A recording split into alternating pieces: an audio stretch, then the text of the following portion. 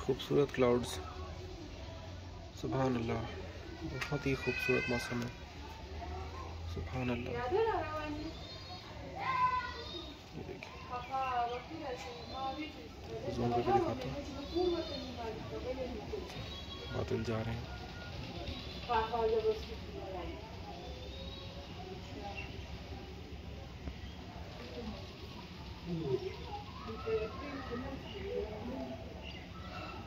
बादलों ने पूरी वैली को कवर किया हुआ।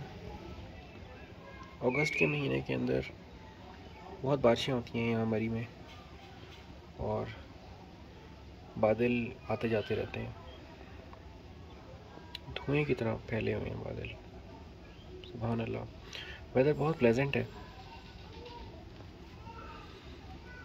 बारिश नहीं हो रही लेकिन खूबसूरत मौसम है।